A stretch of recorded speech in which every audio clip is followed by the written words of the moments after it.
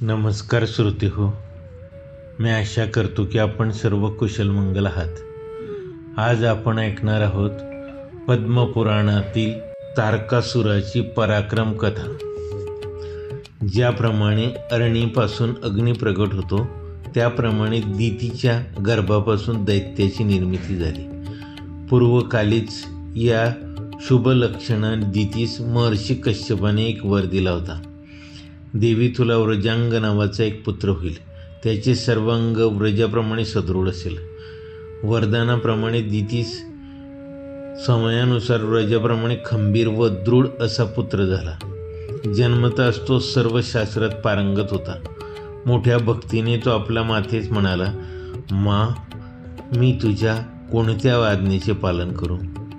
पुत्राचा हा प्रश्न ऐकून हर्षित झालेली दिती म्हणाली, बेटा, इंद्राने माझे पुष्कळ पुत्र मारलेत. तेव्हा त्याचा बदला घेण्यासाठी तूही इंद्राचा व्रत करण्यासाठी जावस. आईचे एवढे ऐकताच व्रजांग त्वरित स्वर्गात गेला व अमोघ तेजाच्या एका पाशाने इंद्राला बांधून आपल्या आईपाशी तो घेऊन आला. त्याचवेळी ब्रह्मदेव व कश्यप तेथे आले. त्यांनी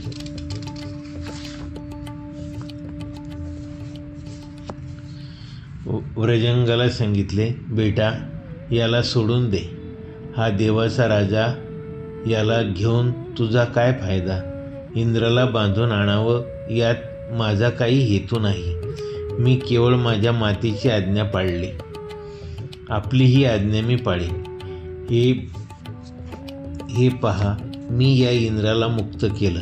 माझं मन तपस्येत रमत माझी तपस्या पुरी होईल असा आशीर्वाद मला द्यावा. त्यावर ब्रह्मदेव म्हणाले, वत्सा, तू माझ्या आज्ञेत राहून तपश्चर्या कर. तुझ्यावर कसलीच आपत्ती येणार नाही.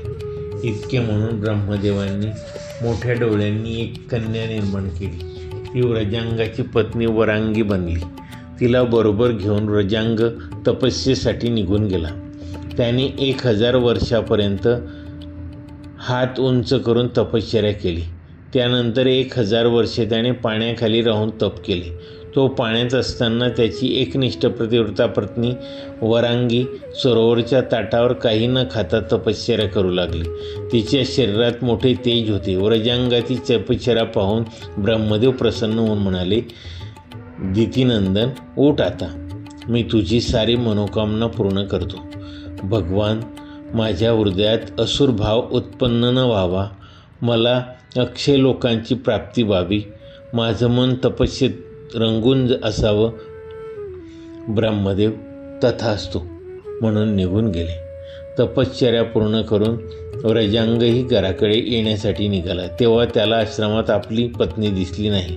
भुकेने व्याकुळ झालेला तो वनात फलमूलासाठी भटकू लागला. तेव्हा एका वृक्षाच्या बुंध्याशी पत्नी तोंड लपवून दीन भावाने रडत आहे असे त्याने पाहिले.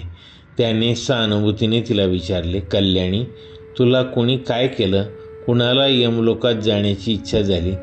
प्राणनाथ, आपण असताना माझी अशी अनाथासारखी अवस्था झाली. देवेंद्राने मला भयंकर रूप धारण करून भीती दाखवली. आश्रमातून बाहेर काढले.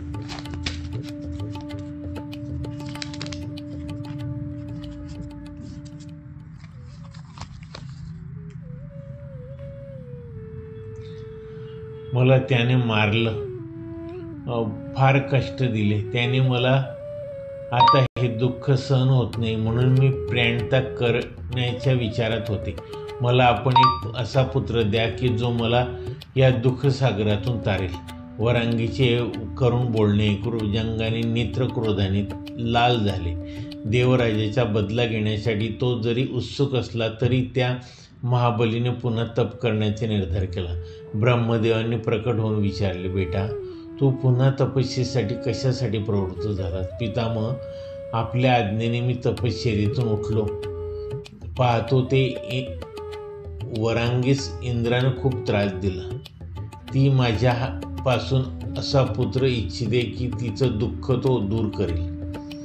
आपण माझ्यावर संतुष्ट आहात तर मला एक पुत्र द्यावा. बेटा, तुझ्या मनासारखे होईल.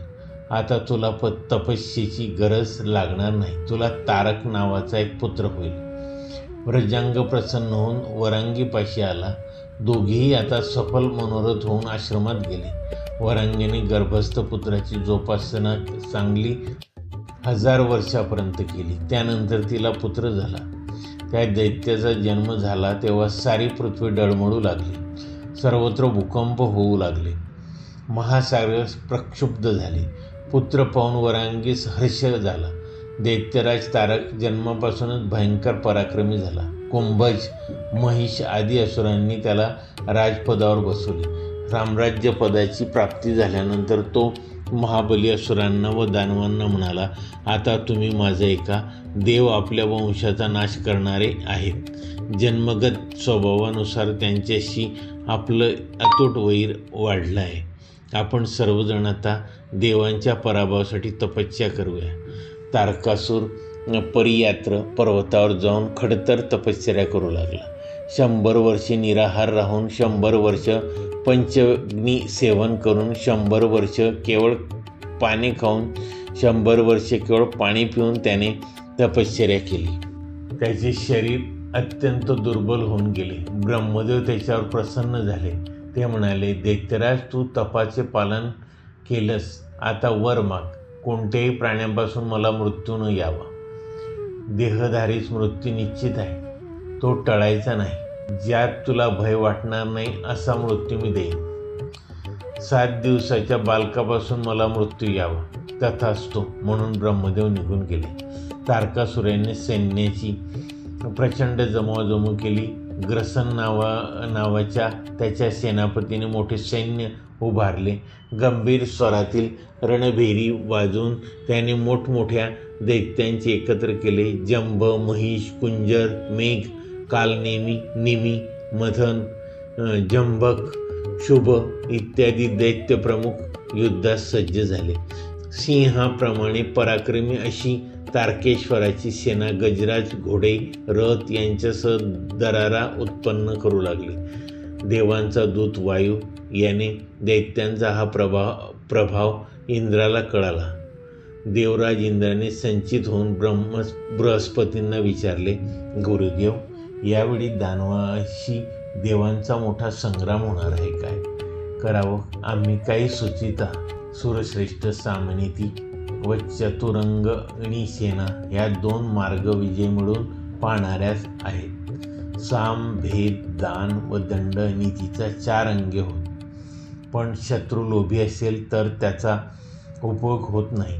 तो संघटित असेल तर फुटूही शकतो. तो बलपूर्वक सर्वस्व हिरावून घेण्यास प्रवृत्त झाला आहे. त्याला दानही उपयोगी पडत नाही. आता एकच उपाय उरतो, तो म्हणजे दंडाचा. या सल्ल्यानुसार इंद्राने सैन्याची तयारी केली. यमराज सेनापती झाला. प्रधान देव कवच बांधून सिद्ध झाले. मातलीने देवराजाचा दुर्जन रथ सोडून तयार केला. यमराज रेड्यावर स्वार झाले.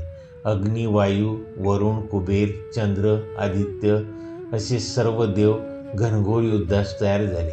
अश्विनी कुमार, मरुद्गण, साध्यगण, यक्ष, गंधर्व हे सर्व बलवान देव सिद्ध होऊन तारकासुरावर हल्ला करू लागले. सर्वांच्या हातात दिव्य अस्त्र होती, पण तारकासुराचे शरीर व्रजाप्रमाणे सदृढ होते.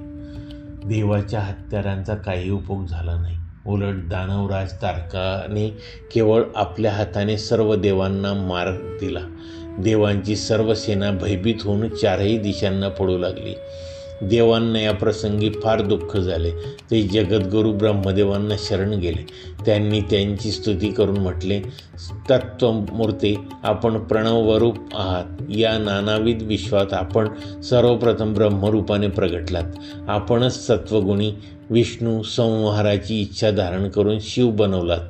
आपण एक असूनही त्रिविध रूपाची कार्य केलीत. आपणास नमस्कार असो. जगातील सर्व स्थूल पदार्थांना आपण निमित्त मात्र आहात.